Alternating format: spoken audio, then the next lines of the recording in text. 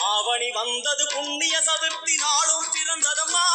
அதிகாலை முதலே மனையில் மங்கள மேளம் ஒலிக்குதம்மா. கஜமுகனின் வரவை காண குடும்பம் வாசலில் கூடுதம்மா. மாக்கோலம் இட்டொரு மனை மேல் வந்தான் ஆரத்தியாகுதம்மா. கணபதி ராஜா